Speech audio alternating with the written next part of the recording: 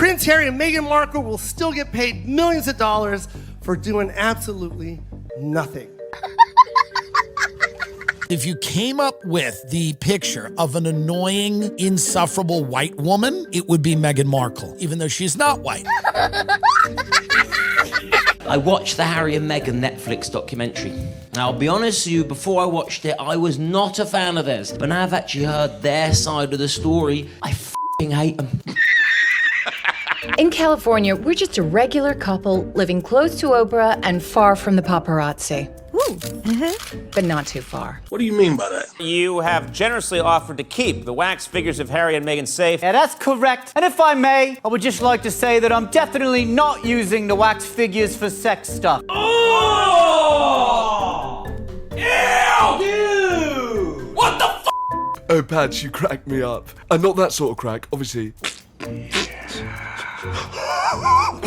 When Jo Koy stepped onto the Golden Globe stage, he kicked off a global firestorm. The moment he aimed his monologue at Meghan Markle, it was clear this wasn't a typical roast. It was the moment Hollywood's private opinion of the couple was finally said out loud, on the world stage. To understand the fallout, we need to look at three things: the Golden Globe's jokes that started it all, the relentless comedic pile-on from the entire industry that followed, and the deeper critiques that explain why she's become comedy's favorite target. But while most comedians were telling jokes, one went even further. Nikki Glaser didn't just mock Meghan, she delivered a shocking reality check that attacked her entire origin story. It has to be seen to be believed, and we will get to it. But first, we have to start with the jokes that kicked everything off. It all started at the Golden Globes, when host Jo Koy took aim at his first target, the high-profile drama of the royal family. He began by comparing it to another well-known series about a rich, white, dysfunctional family. Just a great series about a rich, white, dysfunctional family, all scheming. Oh no, that's The Crown. That's The Crown. I'm sorry. From there, he took a direct shot at Prince Harry, painting him as financially desperate. How great was Imelda Staunton in The Crown? Wasn't she amazing? Her portrayal of the Queen was so good, Prince Harry called Herford and asked her for money. But his most savage joke was aimed squarely at their infamous Netflix deal, summarizing Hollywood's general view that they were being paid millions for doing nothing. Turns out Prince Harry and Meghan Markle will still get paid millions of dollars for doing absolutely nothing. And that's just by Netflix. The impact of those jokes was immediate. It wasn't just a monologue. It seemed to give other celebrities the green light to publicly share their own genuine frustrations with Meghan. Is this true that Meghan Markle has ruined your workout regime? Is this true? If so, how? Yes, she has. How? When actress Alexandra Daddario was asked about Meghan, she didn't laugh it off. She described a genuinely frustrating situation. Well, she came into New York last weekend. Yeah. And she went to a yoga place called Moto Yoga, which is my yoga place. It's where I always go. Her seemingly small complaint was a perfect example of a growing sentiment that Meghan Markle's presence had become a real-world public annoyance, even for other celebrities. They have places in LA and New York, but now that she went there, everyone's going to want to go there, and there's not going to be any room. It's going to be harder to get into. The firestorm had officially begun. A comedian's monologue had instantly turned into a topic for A-list actors on late-night TV. But this was just the beginning of a much wider media pile-on. Soon, it felt like every major late-night host was using Meghan Markle as a reliable punchline. Jimmy Fallon, for example, zeroed in on her bizarre Netflix lifestyle show with Love, Meghan, where instead of cooking, she was seen taking pre-packaged snacks and relabeling them. Why does Meghan Markle make her own pretzel bags? They don't know why. That's interesting. She takes it from one bag and puts it in another bag. Another bag. And that confuses people. Even their supposedly private nicknames were publicly ridiculed by Stephen Colbert. Meghan Markle has finally revealed why she and Prince Harry call each other M and H. And he'll say M and you'll say H and your friends say M and it just is a thing. It's a thing. And do you both love it? Yes, and I like nicknames a lot. What could it be? A mystery for the ages. On SNL, Colin Jost took a much sharper approach, using a simple news story to question what the Sussexes were even worth anymore. President Trump also announced a new trade deal with the UK that will reopen British markets for American companies. All that Britain demands in return is that we keep these two. He then used a comparison to Elon Musk to frame their entire love story as a confusing and illogical career mistake. Elon built electric cars, he's going to Mars. Why is he even involving himself with Twitter? It would be like if the Prince of England gave it all up just just to marry an actor from Suits. But the most consistent attacks came from a Saturday Night Live sketch featuring Alex Moffat as a stuffy Prince William and Mikey Day as a much dimmer Prince Harry. The skits always highlighted the awkward tension between the two brothers, usually revolving around William's hair. Yes, Michael, we like to apologise. Unfortunately, William's hair was unable to make it this evening. It's devastating. The dynamic always ended with Mikey Day's Harry pushing the joke too far, William getting genuinely angry, and Harry having to quickly backpedal. Come on, just shave it, Wills. Okay, just shut up about the hair. What hair? Oh, I'm sorry. I'm sorry. I made him mad. I love you. The sketch's other favorite target was Meghan's show, Suits, which they constantly framed as unpopular. My brother's fiancée, Miss Meghan Markle, is on the American program Suits. Yes, Wednesdays, 8 p.m, USA Network. The only difference between that show and this is people watch this one. They even joked that the show was so boring, it could be used as a sleep aid. Whenever the kids are being fussy and not going to bed, she puts on an episode of Suits and they're out. So, What are you doing? Ow! Stop it! Stop it! The message from mainstream TV was clear. Every part of their public life was now fair game for mockery. But as we said at the start, one comedian was delivering a reality check that went far beyond just a few jokes, and we're getting closer to revealing it. First, though, the mockery had to go to its most extreme and surreal stage. And that starts with the legendary British puppet show, Spitting Image, where their version of Harry introduced himself with a complete lack of self-awareness. I'm Prince Harry, Duke of Sussex, just a regular guy with a title like anyone else who's fifth in line to the throne. The show then brutally attacked his new business model, claiming he was making a fortune from podcasting despite having no discernible talent. I'm here to tell my truth and make a ton of money out of podcasting, as I don't have any discernible talent. Spitting Image consistently painted him as not just untalented, but also incredibly lazy and out of touch with the real world. Harry, you're such a moderate achiever. How do you stay at the top of the middle of your game? An early start's important, so my butler Perkins gets up at 5 a.m. and does a 10k for me. This portrayal of laziness was often combined with a recurring joke about his obsession with the royal status he supposedly left behind. Then when he gets in, he wakes me up and Googles to see if I'm still fifth in line to the throne. Fifth in line?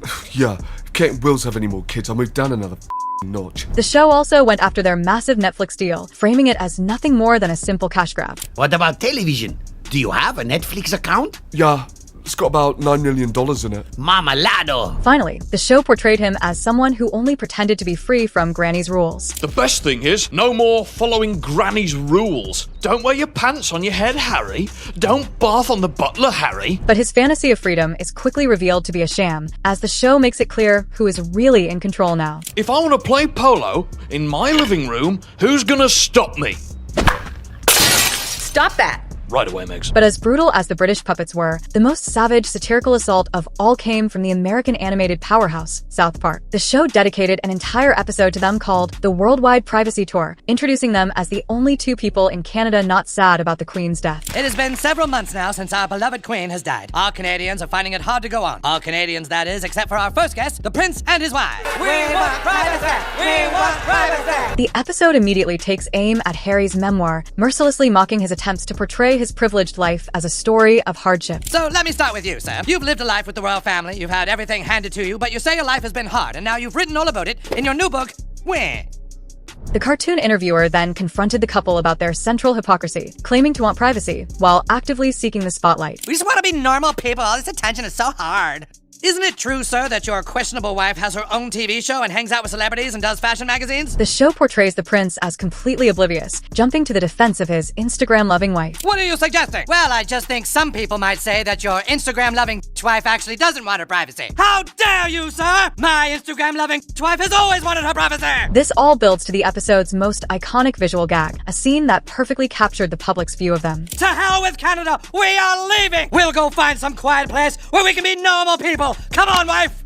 We want privacy! We want privacy! And the final punchline comes when they find a truly quiet place, only to be confused by it, reinforcing the idea that they never really wanted privacy at all. Look at this town. There's just something about it. Oh, darling, I think this might be the place. It's so quiet and empty here. If we moved here, then people would think we're really serious about wanting to be normal. Being turned into a puppet and a cartoon character is the ultimate sign that you've become a public punchline. But these satirical portrayals were just paving the way for the most brutal takedowns of all, from the unfiltered world world of stand-up comedy. And on the stand-up stage, there are no censors and no pulling punches. The first voice we'll hear from is a comedy legend, Chris Rock, who took direct aim at Meghan's claims of ignorance during her Oprah interview. Gone on Oprah, I didn't know. I had no idea how racist they were. It's the royal family. You didn't Google these motherfuckers? He then hammered the point home, sarcastically agreeing with her premise only to use it as a weapon against her. What the is she talking about? She didn't know. It's the royal family. They're the original racists. To expose just how absurd her claim of ignorance was, Rock used a simple and brutal analogy that everyone could instantly understand. That's like marrying into the Budweiser family and going, they drink a lot. This motherfucker's invested in slavery like it was Shark Tank. But Chris Rock wasn't the only one. Across the Atlantic, British comedian Simon Brodkin had his own merciless takedown, but his anger came from a different source, the couple's own Netflix documentary. I watched the Harry and Meghan Netflix documentary. Now, I'll be honest with you, before I watched it, I was not a fan of theirs. But now I've actually heard their side of the story, I f***ing hate them. For Brodkin, it was the small, self-important details that felt completely fake, like their contrived nicknames. They started off and they're making interesting points about racism and misogyny. Then they start calling each other H and M, and I just thought, oh, do f*** off. He was also baffled by the cringe-worthy language Harry used to describe his life, which he felt made him sound ridiculous. Harry starts describing this one date with Meghan as the night, let me quote you here, me and M pulled the pin on a fun grenade. I actually started rooting for Prince Andrew. He was also baffled by how they presented normal royal situations, like the curtsy, as if they were uniquely traumatic events. Harry says, how do you explain to someone who you've just started dating that they have to curtsy to your own grandmother? How do you explain that you bow to your grandmother and that you will need to curtsy, especially to an American?